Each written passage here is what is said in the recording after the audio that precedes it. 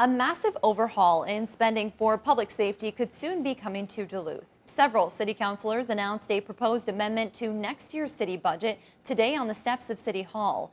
A 15% pay increase for Duluth sergeants, lieutenants, and officers. It also includes permanent funding for police and fire training, $600,000 every year for a community crisis response team, and structural changes to the city's health care plan.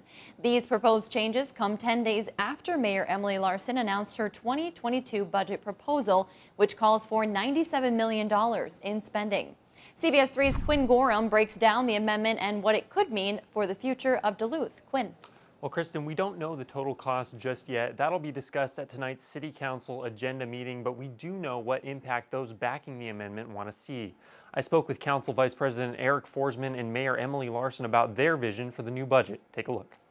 We are being proactive in government rather than being reactive and kicking the can. Duluth City Councilor Eric Forsman says one of the main goals with the city's new budget amendment is to get ahead of future problems now. The city funding for our health care plan, if nothing is done, is projected to equal our general fund used to pay for all city services by the year 2037. Due to inflation, the cost of those healthcare plans could account for 100% of the city's budget in the next 15 years. Mayor Emily Larson says they want to stop that crisis before it happens. This is preventable. I mean, we have the tools, we have a strategy to prevent a cliff, and you're not going to keep driving at a lightning speed towards a cliff if you have a safer option to move around it. The massive proposed plan would also benefit several public safety departments, giving them a major increase in funding for training, wages, and community crisis response. Larson says the crisis response funding has been an important topic for members of the public in recent years. Right now, we've only funded that through a pilot program, so this proposal funds that long-term and ongoing. By investing in training for first responders and an increase in wages as well, they hope to enable responders to better handle public and private crises. Larson hopes the plan can help the city accomplish some of its goals for the future here and now. It's incredible. This is such an exciting proposal for this community.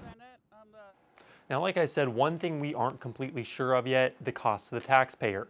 Larson says the amendment would add on to her already existing budget proposal. That could mean a bit more of an increase in the property tax levy, but Larson says the plan will help taxpayers save money in the year 2025 and beyond.